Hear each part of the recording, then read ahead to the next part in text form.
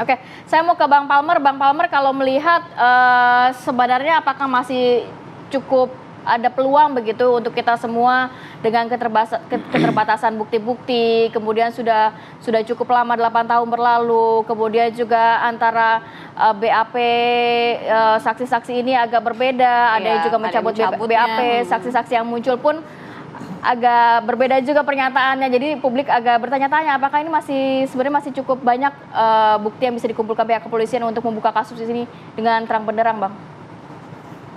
Oh ya, sangat terbuka karena pembuktian itu kan tidak hanya lahir dari bukti fisik seperti hasil forensik, tes, memang itu semua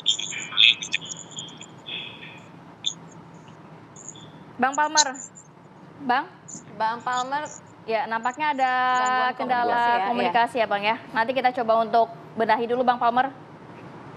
Oke, kita ke Dokter Yudi terlebih dulu.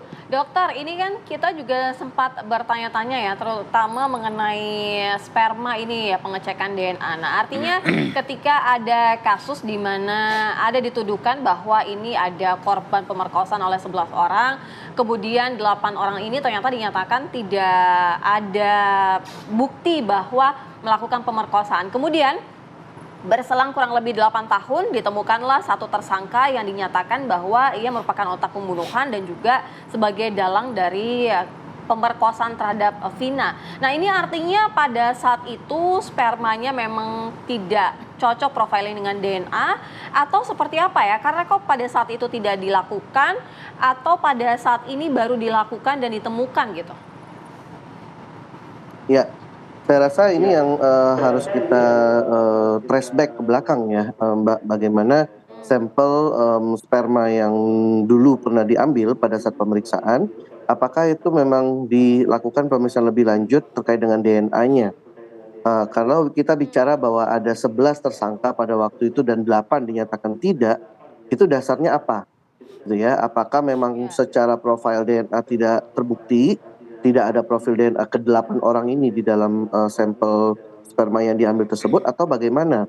Karena terus terang saya nggak bisa menjawab itu, tergantung dari keputusan proses persidangan.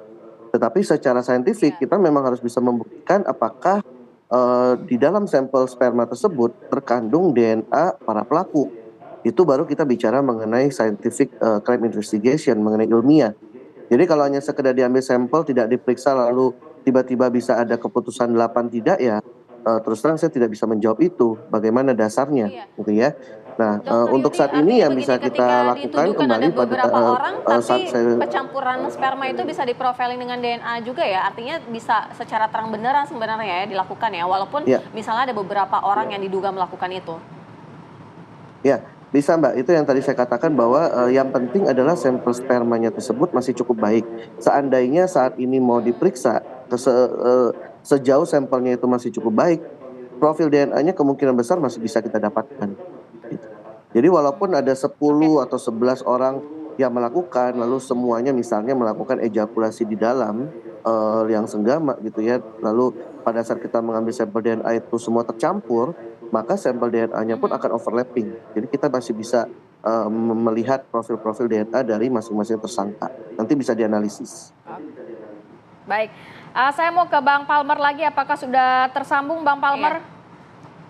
Ya, halo. Ya, Bang.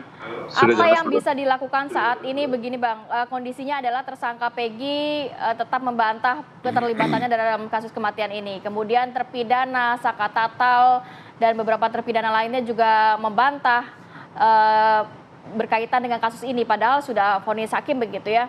Kemudian saksi-saksi yang muncul ini ada yang bertolak belakang pernyataannya, kemudian ada yang mencabut BAP-nya. Belum lagi bukti-buktinya tidak cukup kuat. Bagaimana nih ke depannya bisa membongkar atau membuat kasus ini terang benderang ke depannya, Bang? Baik, memang ini sebuah tantangan lah buat penyidik karena sudah jelas di mata publik menjadi perhatian tingkat tinggi pengambil keputusan di Republik ini ya seperti Presiden. Walaupun itu tidak perlu, ya artinya sistem tidak berjalan sampai presiden memberi perhatian, kan begitu kan fakta, ya faktual gitu, bukan ilusi dari seorang Palmer Situmorang, ya itu sudah fakta. Ada di hadapan kita sekarang, dihadapkan di kepala setiap masyarakat Indonesia, ada kejanggalan dalam proses yang lalu. Itu dieksaminasi, udah betul lah cara begitu. Terus yang kedua, apakah masih bisa ini perkara digali, diangkat ke depan? Bisa. Bahkan perkara yang akan diperiksa sekarang ini tidak selalu harus tujuannya mesti ada orang yang bersalah, tetapi untuk mendapatkan kepastian hukum. Apakah DPO yang ditangkap kemarin itu ikut terlibat dalam perkara itu atau tidak? Sekaligus bisa dipakai untuk mengejas atau menilai kembali terhadap 5 perkara sebelumnya. Begini ya, ini kelemahan dari sistem KUHAP kita.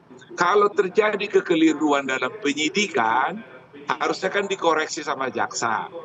Nah, sudah dikoreksi lolos sama jaksa, seharusnya tingkat akhir hasil penyidikan itu bukan hanya kebenaran materialnya diuji oleh hakim pidananya, tetapi juga semua due process of law, artinya bagaimana penyitaannya. Ingat ya, kasus O.J. Simpson, seorang artis, dibebaskan hanya karena cara penyitaan sapu tangan yang ada bercak darah, dia dibebaskan.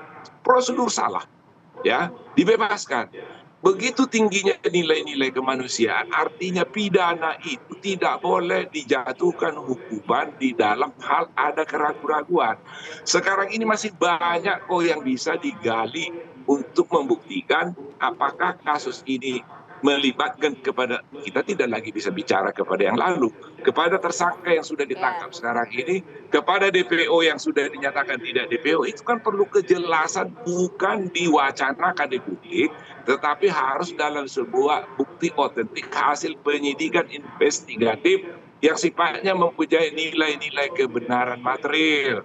Karena ini pidana, bukan perdata, gitu ya. Nah, di sini fungsinya harusnya ke depan juga KUHAP kita mesti diperbaiki. Hakim yang mengadili perkara pokoknya, artinya perkara materialnya, juga mempunyai kewenangan menilai prosedur-prosedur yang di luar pokok perkara. Misalnya cara-cara penangkapan, cara-cara penahanan. Oke, itu bagian daripada pra-peradilan. Bagaimana prosedur menghadirkan alat bukti, itu harus di bagian dari yang bisa dinilai, seperti kasus O.J. Simpson tadi. Tetapi yang disayangkan, kita punya komisi kejaksaan, komisi kepolisian, komisi judisial. Harusnya tugas mereka ini, harusnya tugas mereka melihat dari memotret lebih objektif, karena mereka independen, tidak terikat dengan suatu patrol komando. Kita sudah Jadi tangkap di situ poinnya, Bang mereka Palmer. bisa melihat dengan baik, gitu dong. Baik. Terima kasih Bang Palmer sudah bergabung bersama kami. Kemudian Bang Ibnu, terima kasih juga. Bang Edi,